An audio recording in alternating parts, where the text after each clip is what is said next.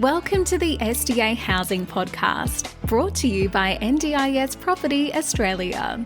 Before starting this episode, we need to provide a general disclaimer. Information contained in this podcast is general in nature only. It does not take into account the objectives, financial situation, or needs of any particular person. You need to consider your financial situation and needs before making any decisions based on the information in this podcast. And you should consider seeking independent and professional advice for your personal circumstances. All right, let's begin.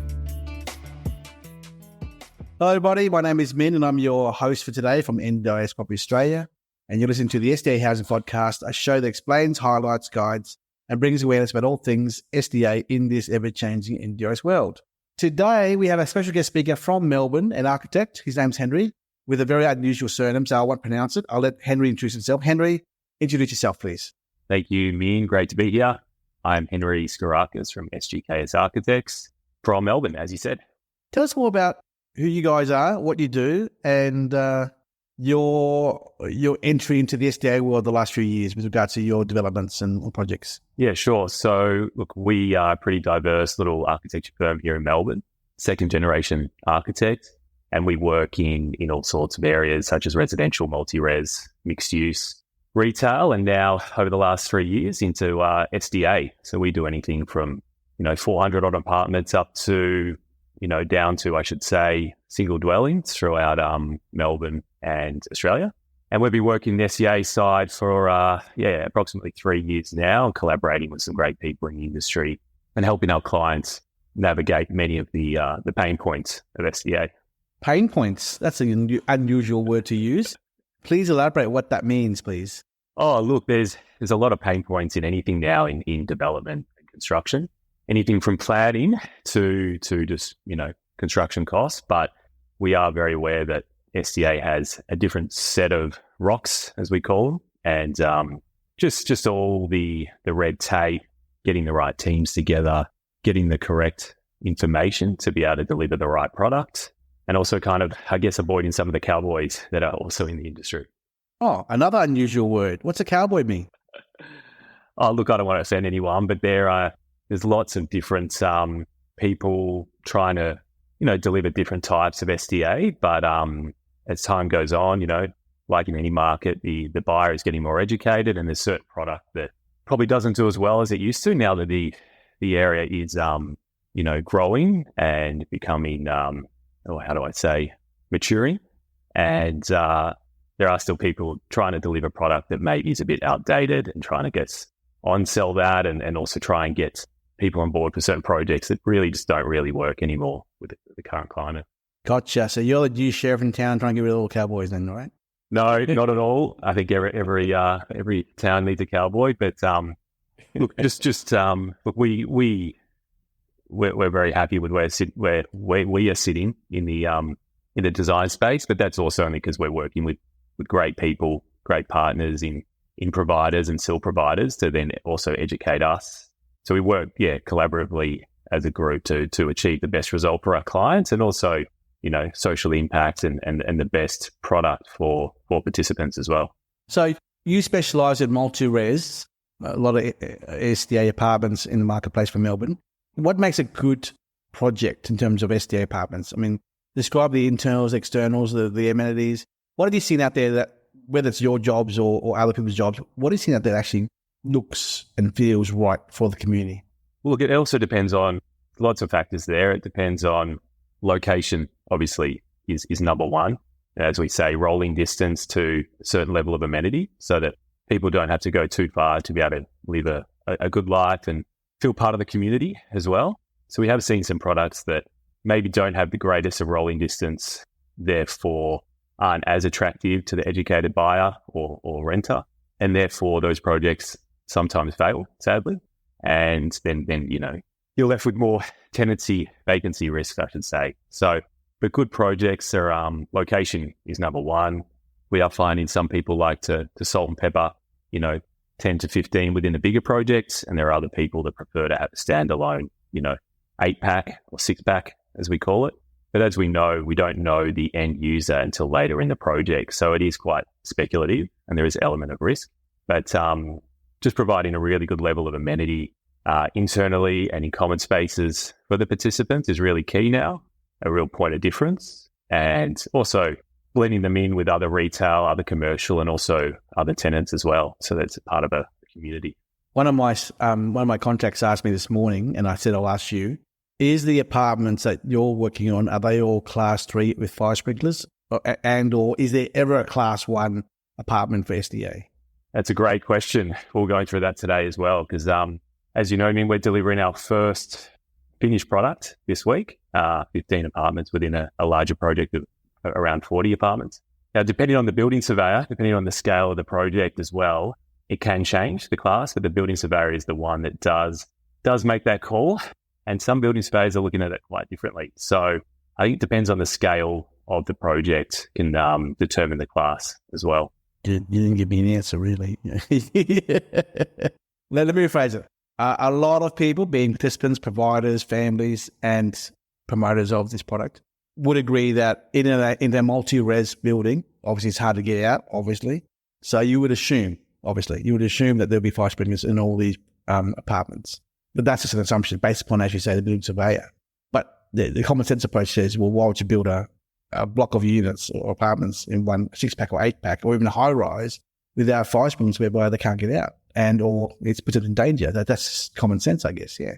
Why would a building surveyor say, my question is, why would a building surveyor say, no, you don't need fire sprinklers in a high-rise apartment for... well, look, some of these, as we call them, say a 6-pack, might have 4 on the bottom and 2 on the top, and therefore you can start to look at different types of egress and fire access as well. But look, there is such things. We've put sprinklers in all of our projects to date, and touching on the point that is what complies versus what is also good design and common sense, as he says. Now, we always try and push good design. So one issue I think with the industry is that certain products comply, but they don't make sense. There's no common sense, and it's not great for the participant. So what we try and do and educate people is that, yes, you can make a product that can get ticked off and can comply, but the reality is you've got to have a point of difference, and good design doesn't always mean compliance. It means taking it to the next level and creating a better product than just ticking the box.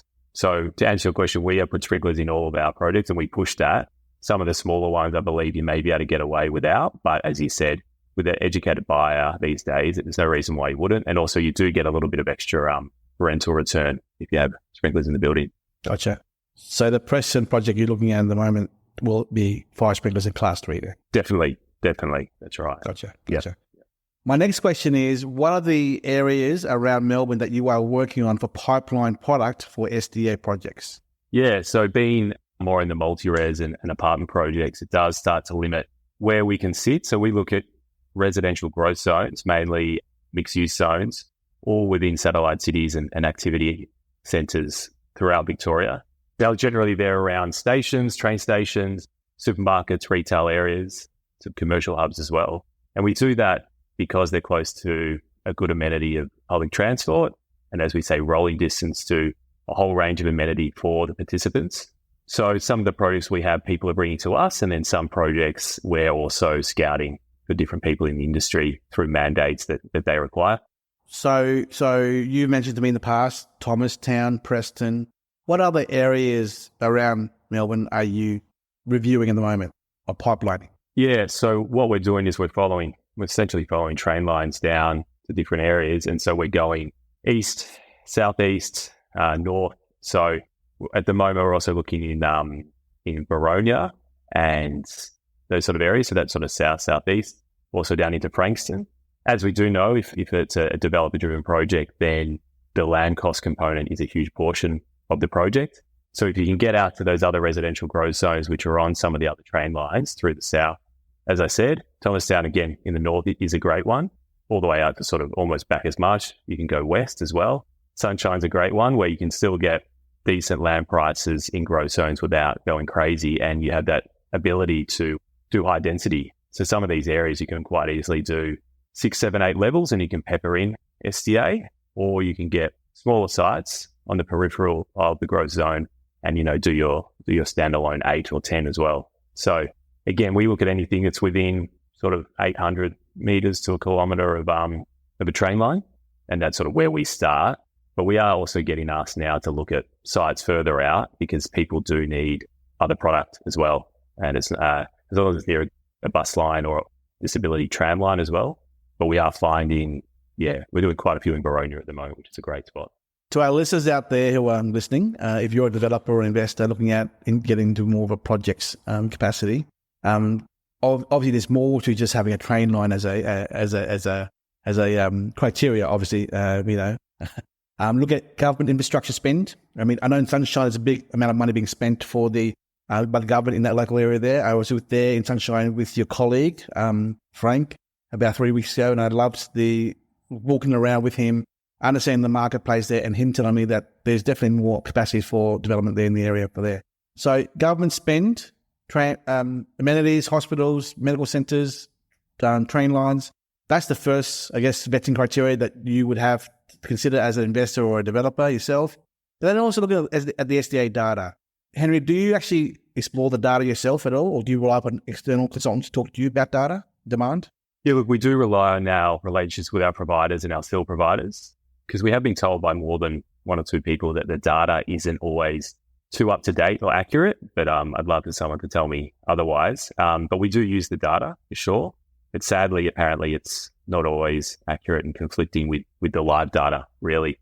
So the other side to that is that, if we can get in with a provider and talk with a still provider that either, have a demand in certain areas, and the other side to that coin is that if areas are already flooded or there's other things in the pipeline. There's a few areas we looked at that we earmarked a great site for a client. He came to us with a site. We said it could be possible. And then we found out, even though there was a demand in that area, there's two others that had permits. So then you've got to start thinking, all right, if you want to go, you've got to go quickly and you've got to be first in. So they're the kind of things. But we are trying to work on MOUs now with some SIL providers to really shore up their interests and get a bit of accountability in the project early on to show that they are interested and get something in writing rather than just speculate and sort of see how you go. And that element of risk hopefully starts to come down a little bit. Gotcha. Do you ever work with providers in creating accessible product which is not SDA compliant? We haven't. No, everything we're doing is SDA. I mean, we do obviously standard residential, but no, everything we're doing is SDA in this space. The reason why I asked is because there's definitely demand for it. The SDA is only 6% of the marketplace at best, and the other 94% are being neglected. Or should I say, not everyone who's in a wheelchair is qualified for SDA funding. So they're being left out in dark there at the moment, and it'd be good for more developers and investors out there who may not want to invest in SDA, but wants to contribute to the community and think about specially designed custom bespoke designs in a project apartment complex to have it more flexible for those people who are still disabled and are in wheelchairs but do not qualify for SDA. That's all. And also, can you also explain to our listeners, Henry, the density compliance requirements for a site, how that works? I mean, I thought it was 10% of a complex, no more than 15. Can you explain those numbers how the NDIA mandate those calculations as to densities, please? Yeah, look, we were under the same pressure for a while, but we've had people more educated than us tell us that currently it's up to 15 in one project with one address. So if you only have 15 apartments, you can do 15, but if you have 100 apartments, it's still only 15. 15 also require 2 OOA studios. Don't have to be full apartments, but studios. So, you're sort of up to the number of 17 as a maximum any one project. Now, obviously, you can come down from that, but we have seen a couple of projects that are almost clustered and almost have 2 separate buildings, although they're linked and with 2 separate entries that sometimes can then put in another 15 if there is sort of 2, they're technically one building, but if you can get 2 addresses to the building and sort of separate, there are ways to get more in there. But again, then it comes down to market and demand as well. Can you also, I know the answer to this question, but can you also explain to our listeners why the concierge model of 10 and 1 is the benchmark, but 15 and 2 is more ideal rather than 15 and 1? So why is there 2 away for 15 and not 15 plus 1, please? So we've found there's a few reasons for that. Well, one being that, some people that are high physical support. So we generally design everything to cater for high physical support. And knowing that not everyone in each apartment will require high physical support, but the floor plans are quite similar to fully accessible. So it's more just about adding a few extra provisions to give the developer or the owner the opportunity to potentially earn a little bit more and then also have the opportunity to have different types of tenants in. But the thing with high physical support is that some people have, a dozen or more touch points per day. So therefore they don't just have one carer, they might have two carers, or they might have three carers. And then when the carers do handover as well, then there's more and more carers. So you do need quite a bit of space and amenity for the carers, because it's not always just one carer using that unit to sort of do what they need to do in it. So anything over 10, if you're up to 11, you need 2 OOA apartments. So anything between 11 and 15, you need 2. But yeah, anything up to 10, for compliance, you just need the 1. So I think it does come down to the amount of carers that will then be servicing those 10 or 15, and also the number of carers as well. Gotcha. A point that's been very contentious in the marketplace with lending the last 6 months or so has been the ownership of the OOA in a concierge model, be it 10 and 1 or 15 and 2.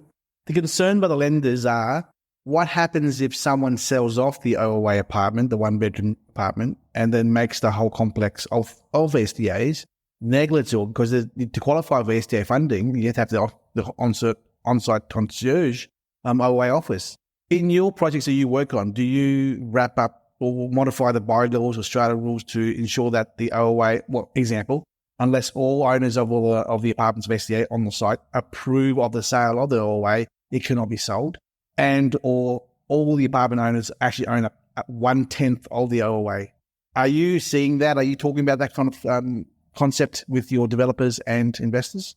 Yeah, we definitely are. We sort of plant the seed for them, but then we do lead on their legal team to help navigate that. So we essentially just, let them know that no matter what, the OOA studio or apartment needs to be linked to the rest, and it's never going to be separated. So they've got a few options, but we certainly just, let them know from the early days that it's not a separate apartment. It does have value, and as you've shown us, Minh, as well, it does have value to that unit, but it has to be attached. So look, I think the simplest way is for all apartments to own, 10% of it or 15%. But we do leave it up to the legal team, and we just keep drawing the pretty pictures. Gotcha, I understand. So apart from apartments, do you do standalone dwellings, duplexes and villas in the marketplace? We do. We did a couple, again, because the industry here and the market in Melbourne is still kind of in the early days. We've done a lot of concepts. We've done 30-odd concepts, 30-odd projects. They're all starting to get legs now. So yeah, we do duplexes, we do villas. We're doing a few at the moment. There's sort of 4 villas in a row. The tricky one in Victoria is this: land prices have just gone through the roof. So to get villas to stack up can be tricky. But we are hearing now from SIL providers and providers that they're open to having villas further away from a certain level of amenity so that you can get that lower land price, because there is such a demand that there's demand for all sorts of product, right? Anything from more expensive apartments in more expensive areas to the outer areas of Melbourne as well. So we are doing all sorts. We're doing, as I said, the Pepper model, standalone, villas, duplexes. Yeah, it's really taking off. We're doing them here and also in Perth and Queensland as well. For the benefit of our listeners, what does a villa look like? Is it one building with separate walls to show 4 units under one roof line, or is it 4 separate buildings on a site? What is a villa? Tell me.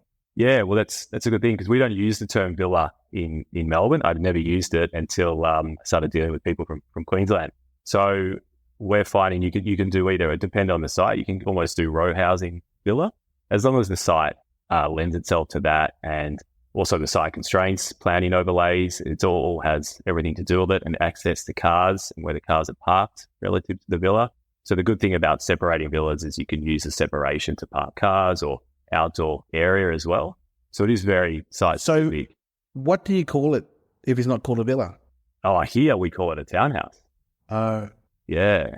And it's quite rare for people to build single level townhouses now in Melbourne. You just don't really see them. They did them a lot between the 60s, 70s, 80s, even the 90s as well, sort of the red brick or the brown brick single level. But now just with land costs and obviously demand for housing, everybody goes up, because that's, same land value per townhouse or villa, but you get more amenity because you go up. So the single level model obviously is coming back in because of SDA, but then it all comes down to the land component and the value of the land, and that's where sometimes it just doesn't work here, sadly. Speaking of going up, would you build a double-story house with a lift inside it to enable separation of people living in the house, wheelchair access with the lift? Have you done any, and would you do it? Definitely. Where we've only done concepts, we haven't delivered anything. There's no reason why not, as long as the lift is of the right size as well. And then it all comes down to feasibility. So the ones we were doing with the lift was more for someone that is employed as that themselves has a disability, rather than a developer coming to us and saying, this is what we're going to speculate, this is what we're going to deliver, because it is a much more expensive product. And in some of the areas where you can get a 2-story villa with a lift, they end up defaulting to apartments because the efficiencies and economies of that model, and also the apartments getting a high level of funding really per square meter as well. So the only ones we've done are for independent people that are building their own product. Gotcha. Yeah. Wonderful. Henry, any final words of advice for any listeners who want to engage an architecture firm like yourself to do individualized concept drawings for a block of land for a dwelling versus someone who may own a larger block of land who may be considering getting into a 4-pack, 6-pack apartment complex? What's your advice before they come to you to engage? Look, we get a lot of calls now, cold calls, and the hardest thing is hearing, I guess, people that like in any industry, a little bit greedy and have an expectation about what it is going to be and how quickly it's going to be. Some people liken it to the childcare craze that went on and is still sort of going on. But the thing is, you don't get a commercial lease with a stack of apartments. That's probably the trickiest thing. We're not really seeing head leases as much anymore. And a lot of developers are calling saying, I want a head lease of X amount, and I want it guaranteed, and I want a commercial lease, and then the tenancy pays all the outgoings. People just need to understand that it is 10 or 15 individual residential leases rather than a commercial lease. So it is a very different model, and there are a lot of hoops to jump through, and it is a slow process, and you don't know who your tenants are generally until later in the piece. So if you're building to retain and rent, there is a level of, tenancy risk as well, but it is a great social impact project, a great way to go down, and it also can really underpin projects. We've stitched in, again, 10 into other projects that maybe we're going to fall over or not quite get off the mark, but then there's a level of confidence in the project because they sort of either pre-sell or look to almost pre-lease 10. So it can be a great way to again, do something good for the social impact and also underpin a project.